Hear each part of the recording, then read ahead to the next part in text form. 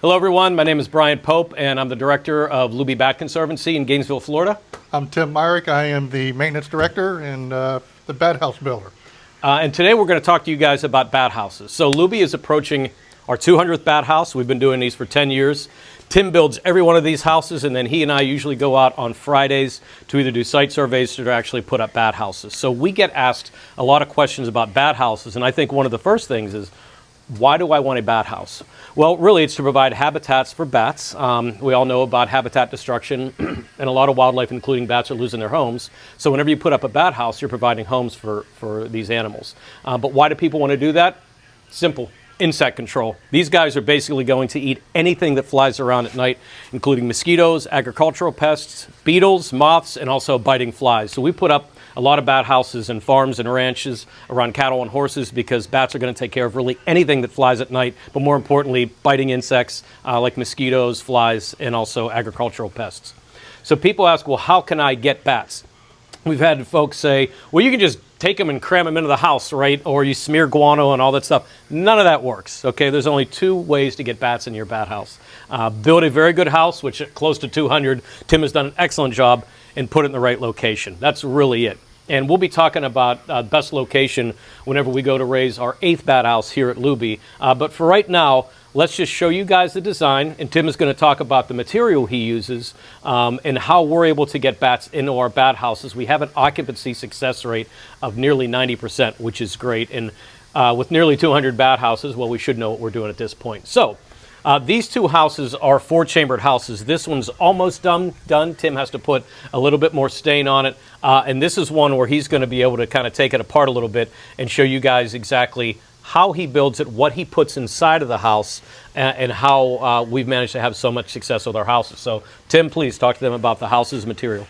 Yep, I use all cedar. It's very environmentally friendly. And then I use the T111 so they can grab a hold of it.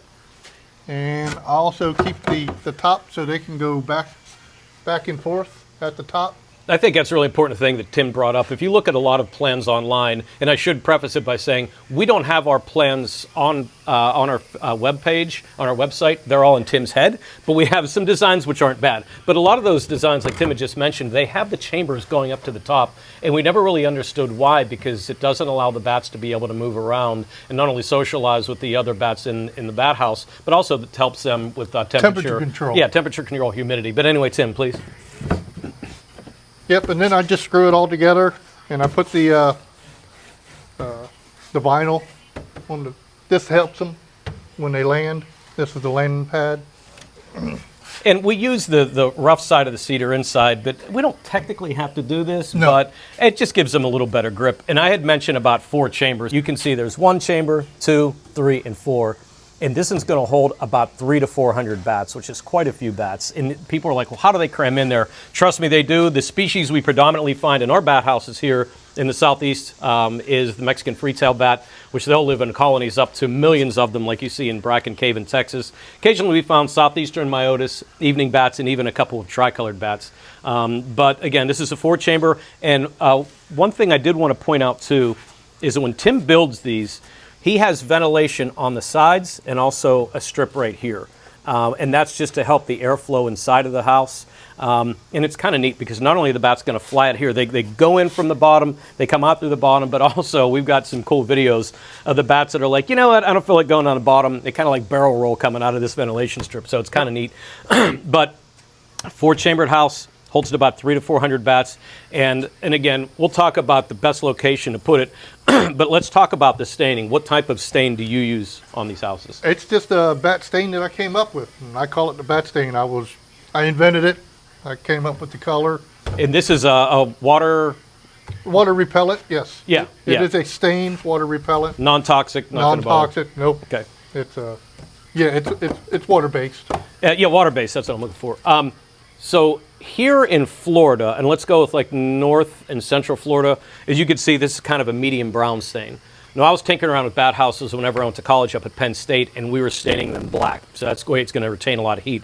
But here where it's a little bit warmer in North Central Florida and Southeast, medium brown color, but the further south we go in Florida, it's going to be a lighter beige color and almost like a milky beige if we're looking at places in like rural South Florida, the Keys, that sort of thing.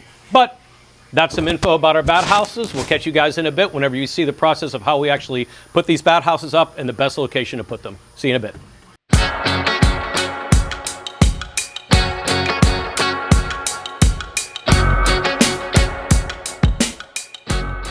Okay, so we have everything hooked up for a bat house, and one of the things we talked about, there's only two ways that you can get bats. It's to build a good house, which, you know, we're approaching 200. Tim kind of has it down, and put it in the right location. So here in North and Central Florida, we face them 135 degrees. So we have a bunch of bat houses around us, and these are some of the first ones we did 10 years ago. But as you can see, they're all facing the same direction. And the reason that we have it southeast is so it can catch sun throughout the year. So again, whenever I was doing this in Pennsylvania a long time ago, we stained them black and faced them east, because in Pennsylvania weather, that's what would get the most heat, especially in the summertime, because in the winter, the bats will be out of the houses and hibernating in caves. But here in Florida, we want them to stay in our houses year round. So we face it southeast so they can get as much sun as possible. And bat houses in this area, southeast Florida, if they can get about 6 to 8 hours of sunlight a day, that's great. Here where all of our houses are, and in the back, that house, we used to do 4x4s, we don't anymore, but that holds a few thousand bats. They're in there year round. So all year these bats are getting, there's no shade once the sun comes up over the tree line. So put it in the best location. We put ours on a 16-foot post. So out in the open, at least 20 feet from a tree line, branches, obstructions, buildings. Within about a mile of water is good. And again, we stain ours a medium brown color. For most of the southeast, we're gonna go a little lighter whenever we go to South Florida to put up jobs, but out in the open is the best thing. This is a 4-chamber house. This is gonna hold 300 to 400 bats. I mean, these guys really, really cram in there. And I had mentioned before about Tim puts these ventilation strips in so that we can have a lot of airflow. And then on top of that, we always make sure to put bird spikes. So hawks, owls, raptors, animals like that are going to come after the bats. This doesn't hurt them. They're plastic. Might just tickle them a little bit, but we want it to be a deterrent to keep those types of birds of prey away from the bats.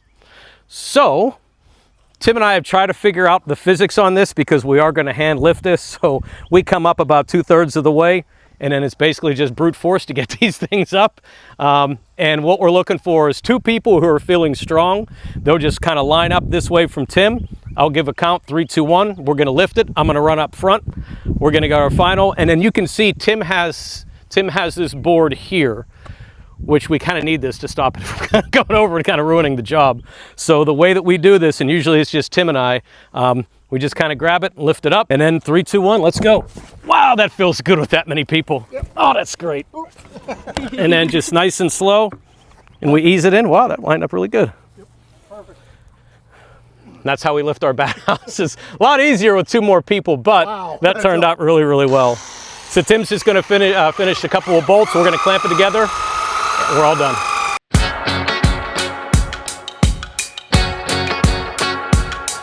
So we are currently outside of our bat houses here at Lubee, and we kind of just wanted to talk about what you might find in a bat house. Specifically for our bat houses, we find a lot of Mexican free-tailed bats, tricolored bats, as well as southeastern myotis bats.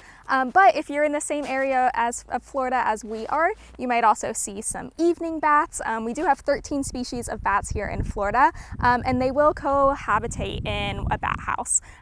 So they are actually super loud right now. I'm not sure if you guys can hear them, but you'll hear all their little squeaks that they use to communicate with each other. And honestly, with bat houses, you might kind of hear them and even smell them before you're actually able to see them. So with the bat houses, you know, the bats are going to come out when the sun starts setting to start going out and eating their meals for the night. So these are insectivore bats, so they eat all sorts of different things, and it can kind of vary species to species, but things like beetles, moths, mosquitoes, which we all love, those pesky mosquitoes, we want them away, so we love that the bats will eat them for us. And these guys are also kind of like your classic bat, so they are nocturnal, so they're awake during the night and more asleep during the day. And overall, it's really great to have them around and in these bat houses.